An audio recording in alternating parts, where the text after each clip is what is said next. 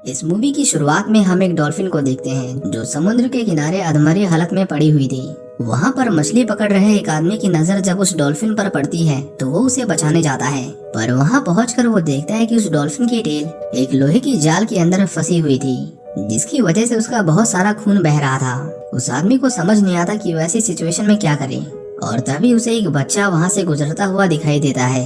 वो अपने स्कूल जा रहा था, लेकिन जब वो उस तड़पते हुए डॉल्फिन को देखता है तो वहीं रुककर उसकी मदद करने की कोशिश करता है। इसके बाद वो आदमी रेस्क्यू डिपार्टमेंट को फोन करता है जो उस डॉल्फिन को बचाने के लिए आने वाले थे। इसी बीच सोयर एक टूल से उन रस्सी और लोहे के टुकड़ों को काटकर उस डॉल्फिन को आजाद कर देता है, पर घायल होने की वजह से वो डॉल्फिन अपने शरीर को हिला नहीं पाती और उसी जगह पर चुपचाप पड़ी रहती है। कुछ देर बाद वहाँ रेस्क्यू ऑपरेशन वाले पहुँच जाते हैं जो उस डॉल्फिन को एक स्ट्रेचर से उठाकर उसे हॉस्पिटल में ले जाते हैं। इसके बाद जब सोयर अपने स्कूल में पहुँचता है तो उसका टीचर उसे देर से आने के लिए बहुत डांटता है। सोयर को समर स्कूल बिल्कुल पसंद नहीं था, क्योंकि एक तो उनका स्कूल उन्हें पूरे साल पढ़ाता था और ऊपर से अब उन्होंने गर्मियों की छुट्टियों में भी क्लासेस लेना शुरू कर दिया था। उसका एक कजन था और एक वही था जिससे सोयर थोड़ी बहुत बातें किया करता था। उसका कजन कायल एक स्विमिंग चैंपियन था और उसका सपना था कि वो ओलंपिक्स में पार्टिसिपेट करे, लेकिन फ्लोरिडा में मिलिट्री ट्रेनिंग के लिए वॉलंटियर करना कंपलसरी होता है, इसीलिए कायल को मिलिट्री ज्वाइन करना पड़ा। उसके जाने के बाद सोयर किसी से ज्यादा बात नहीं करता था और ना ही उसकी किसी चीज में कुछ खास दिलचस्पी थी।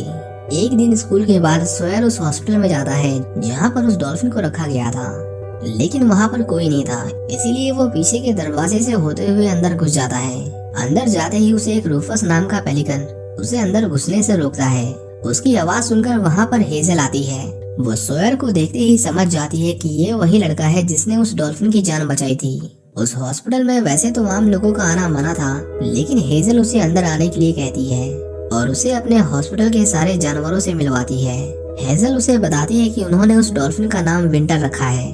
जब विंटर सोयर को देखती है तो उसे देखते ही वो चिड़ियों जैसी आवाजें निकालने लगती है, जिससे पता चलता है कि विंटर को याद था कि सोयर ने ही उसकी जान बचाई थी। लेकिन सोयर को पता चलता है कि विंटर की हालत कुछ ठीक नहीं है, क्योंकि उसकी पूंछ बुरी तरह डैमेज हो गई थी, जिसके बिना वो तैर नहीं सकती और अगर वो तैर नहीं पाएगी तो मर जाएगी। सोयर इसके बाद अपने घर जाता है और डॉल्फिन्स के ऊपर अपनी रिसर्च करने लगता है। उसे अब उस हॉस्पिटल में विंटर के साथ समय बिताना अच्छा लगता था और इसीलिए वो अपने स्कूल के बाद सीधा उस हॉस्पिटल में जाता था। एक दिन वो हेजल के डैड डॉक्टर क्ले को देखता है जो विंटर की टेल पर दवाई लगा रहे थे। सोयर उन्हें छुपकर देख रहा था, लेकिन रूफस एक बार फिर से उसके पीछे हाथ धोकर पड़ जाता है। क्ले की नजर उसके ऊपर पड़ जाती है और वो उसे अपने पास बुलाता है।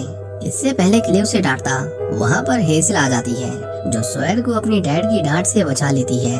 सोयर को देखते ही विंटर फिर से आवाज करने लगती है और यहाँ क्ले समझ जाता है कि विंटर सोयर को पसंद करती है। सोयर अपनी मम्मी से स्कूल जा रहा हूँ बोलकर स्कूल नहीं जाता था, बल्कि हर दिन वो विंटर से मिलने आता था। एक दिन वो देखता है कि हेजल बहुत रो रही थी, क्योंकि भारी इन्फेक्शन के चलते डॉक्टर्स को विंटर की पूंछ काटनी पड़ी। विंटर अब तैर नहीं सकती थी, इसीलिए उसके ठीक होने तक कुछ लोग पूरे दिन पानी में बैठकर उसके शरीर को पकड़े रहते थे, क्योंकि अगर वो तैरेगी तो उसका घाव बढ़ता ही जाएगा। डॉक्टर क्ले सोयर को एक बार पानी में विंटर के पास जाने को कहते हैं और विंटर की देखभाल करके सोयर को अच्छा लग रहा था। इसके बाद हेजल और सोयर दोनों एक बोट पर बैठकर बातें करने लगते हैं।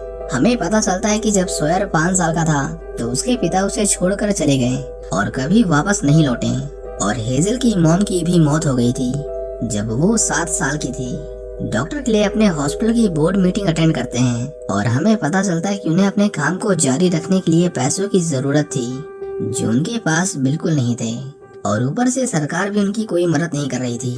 अब उनके पास सिर्फ एक रास्ता था कि वो उस हॉस्पिटल को एक बिजनेसमैन को बेच दें जो शायद आगे चलकर उसे एक होटल बना देगा। एक दिन जब सोयर अपने घर आता है तो उसकी मॉम उसके ऊपर चिल्लाने लगती है, क्योंकि उन्हें पता चल गया था कि वो पिछले 1 हफ्ते से स्कूल नहीं जा रहा है। वो उससे पूछती है कि वो हर दिन कहाँ जाता है, लेकिन सोयर उन पर गुस्सा होकर अपने कमरे में चला जाता है। उसके अंकल सोयर की मॉम से कहते हैं कि एक बार उसे जाकर देखना चाहिए कि वो ऐसा क्या करता है जिसकी वजह से वो आजकल इतना खुश है, क्योंकि वो पहले इतना खुश कभी नहीं था। अगले दिन सोयर की मॉम उसके साथ उस हॉस्पिटल में जाती है, लेकिन रूफस जो अपनी आदतों से मजबूर था हमेशा की तरह इस बार भी उन्हें परेशान करने लगता है। सोयर की मॉम देखती है कि वो तो एक डॉल्फिन की देखभाल कर रहा था, एक बेजुबान जानवर जिसे मदद की जरूरत थी। ये देखकर उसकी मॉम उसे वहाँ रुकने के लिए दोबारा कभी नहीं रोकती और उसे एक स्विम सूट भी खरीद कर देती है ताकि वो पानी में देर तक बिना भीगे रह सके। इसके बाद फिर क्या था, सोयर हर दिन विंटर से मिलने जाता था और उसके साथ पूरे दिन खेलता था। उसे हर दिन वहाँ नए नए जानवर देखने को मिलते थे जो इंसानों की वजह से तकलीफ में थे। एक दिन विंटर अपने आप ही पानी के अंदर अपने हाथ पैर चलाने लगती है, लेकिन उसे अपनी टेल महसूस नहीं हो रही थी। पर विंटर फिर भी बिना किसी सपोर्ट के पानी में तैरना सीख गई थी। एक दिन जब सोयर अपने घर जाता है तो उसे एक बुरी खबर सुनने को मिलती है। उसका कजन कायल एक एक्सप्लोजन की चपेट में आ गया था। उसकी मौत तो नहीं हुई थी पर वो पूरी तरह से घायल हो गया था। डॉक्टर क्ले सोयर को उसके कजन की हालत का दुख जताते हैं और उसे उस रात विंटर के पास ही रुकने की परमिशन दे देते हैं। सोयर ठंडे पानी में अपने पैर डालकर बैठा हुआ था और अपने कजन के बारे में सोच रहा था, लेकिन वो डॉल्फिन उसे अपने साथ खेलने के लिए कहती है, जिसके बाद सोयर उस पानी में कूद जाता है। सोयर ने अपने कजन की घर वापसी के लिए पार्टी रखी थी पर वो उसके घर नहीं आता। वो नहीं चाह रहा था कि कोई भी उसे इस हादसे के बाद उसे सिंपैथी की नजर से देखे, क्योंकि इससे उसे बहुत दुख होता था। डॉक्टर क्ले को पता चलता है कि तैरने की वजह से विंटर की रीढ़ की हड्डी पर बहुत जोर पड़ रहा था, क्योंकि अब उसकी पूंछ नहीं थी, इसीलिए वो तैरने के लिए लेफ्ट से राइट मोशन कर रही थी, जबकि उसके शरीर के बनावट के मुताबिक उसे ऊपर से नीचे मोशन करना चाहिए। क्ले उसे कहता है कि अगर वो ऐसे ही तैरती रही तो वो जल्द ही मर जाएगी। सोयर और उसकी मॉम कायल से मिलने जाते हैं। वो देखते हैं कि उसके पैर पैरालाइज हो चुके थे। कायल किसी से बात नहीं करना चाहता था और उन दोनों को वहाँ से जाने के लिए कहता है। सोयर की मुलाकात वहाँ डॉक्टर मैकार्थी से होती है, जो घायल सोल्जर्स के लिए प्रोस्थेटिक हाथ पैर डिजाइन किया करते थे। उसे लगा कि वो शायद विंटर की मदद कर सकते हैं, इसीलिए वो उन्हें अपने साथ हॉस्पिटल ले जाता है और उन्हें विंटर की कंडीशन के बारे में बताता है। मैकार्थी उन्हें कहता है कि मछलियों की स्किन बहुत नरम और चिकनी होती है, इसीलिए किसी भी चीज को उसकी बॉडी से नहीं जोड़ा जा सकता। लेकिन सोयर के रिक्वेस्ट करने पर वो एक बार कोशिश करने के लिए तैयार थे। इसके बाद वो सभी मिलकर विंटर के लिए एक प्लास्टिक की पूंछ बनाने की कोशिश करते हैं, जिसकी मदद से वो पानी में तैर सके। एक रात मैकार्थी जब अपने घर जा रहे थे तो वो कायल को देखते हैं, जो बहुत दुखी था क्योंकि उसके साथ के एक कॉम्पिटिटर ने स्विमिंग में उसके स्टेट लेवल रिकॉर्ड को तोड़ दिया था।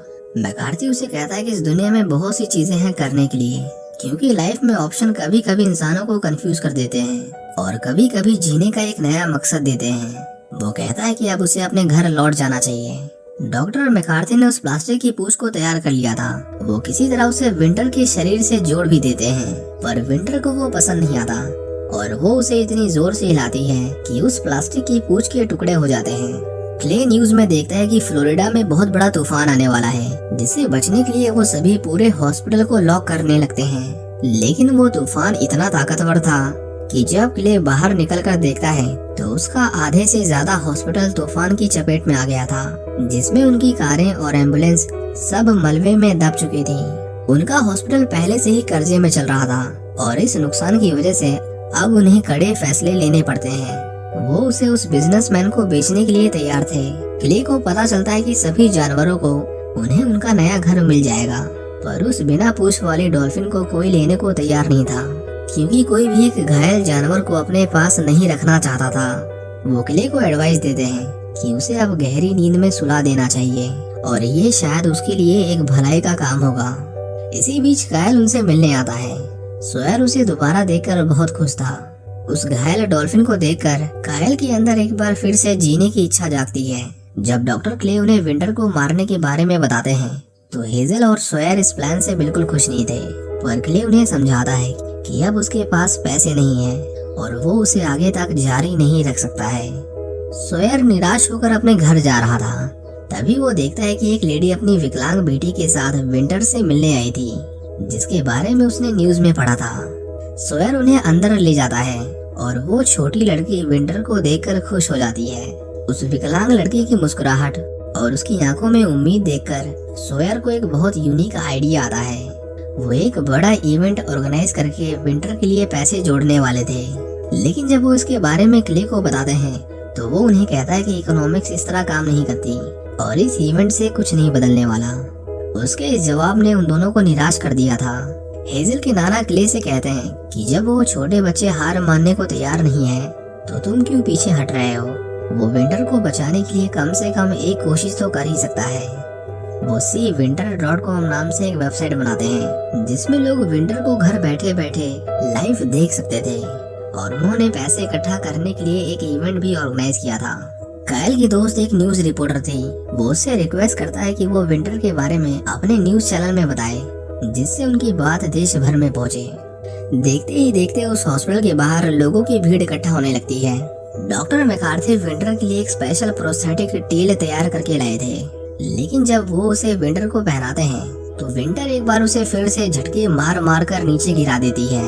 उन्हें किसी भी तरह इवेंट के होने से पहले विंटर की पूंछ को तैयार करना था। सॉयर समझ नहीं पा रहा था कि विंटर ऐसा क्यों कर रही है। वो पूरी रात उसके साथ बैठा था। तभी विंटर उसके पास आती है और उसे इशारों इशारों में उस सफेद रंग के सिलिकॉन को निकालने को कहती है। सॉयर समझ जाता है कि शायद उसे इसी चीज से प्रॉब्लम है। उसे लगता है कि प्लास्टिक की ये टेल उसके शरीर का हिस्सा नहीं। इसके बाद डॉक्टर मैकार्थी एक नए तरह का सिलिकॉन जेल तैयार करते हैं जो पूरी तरह से ट्रांसपेरेंट था।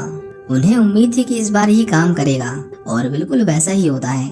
उसे लगाने के बाद विंटर ठीक तरीके से तैर पा रही थी। इवेंट के दिन हम देखते हैं कि कायल और उसके साथ का एक कॉम्पिटिटर वहाँ पर आए लोगों को एंटरटेन करने के लिए एक स्विमिंग रेस करने वाले थे, लेकिन ये एक रिले रेस थी जिसमें एक ही टीम के अंदर एक से ज्यादा खिलाड़ी रेस लगाते हैं। कायल पानी में थोड़ी दूर तक जाकर पानी से बाहर निकल जाता है, और उसके निकलने के ठीक बाद वो लोग विंटर को पानी में डाल देते हैं, जो उस दूसरे तैराक को पीछे छोड़कर कंपटीशन को जीत जाती है। हम देखते हैं कि विंटर अपनी नई पूंछ के साथ नए नए करतब कर रही थी, और उनका ये इवेंट बहुत सक्सेसफुल हुआ था। इस इवेंट में वो बिजनेसमैन भी आया था जिसने अब उनके हॉस्पिटल को खरीद लिया है। वो उनके इस काम से बहुत खुश था। वो डॉक्टर क्ले से कहता है कि उनके लोग वहाँ होटल बनाने में 20 साल से भी ज्यादा का समय लगाएंगे, इसीलिए तब तक वो अपने हॉस्पिटल में काम कर सकता है और वो इन जानवरों पर होने वाले सभी खर्चों को उठाएगा। ये बिजनेसमैन सच में एक भला आदमी था। इसके बाद हमें विंटर की कुछ रियल लाइफ फुटेज दिखाई जाती है जिसे 2005 में रेस्क्यू किया गया था। इस फिल्म में हमने जिस डॉल्फिन को देखा वो असली विंटर थी। खैर विंटर अब इस दुनिया में नहीं है, क्योंकि वो 11 नवंबर 2021 को इस दुनिया से चल बसी। सॉयर की वेबसाइट seawinter.com अभी भी इंटरनेट पर अवेलेबल है, जिसका नाम बदलकर CMA एक्वेरियम यानी क्लियर वाटर मरीन एक्वेरियम कर दिया गया है, जहां हम आज भी वहां पर लगे लाइव कैमरा से उस हॉस्पिटल के सभी जानवरों को घर बैठे बैठे देख सकते हैं। विंटर की अस्थियों को उसी समुद्र में बहाया गया जहां से उसे रेस्क्यू किया गया था। अब ये हॉस्पिटल सिर्फ एक डॉल्फिन और कई लोगों की मेहनत के दम पर इतना बड़ा हो गया है कि दुनिया भर से लोग यहाँ घूमने जाते हैं।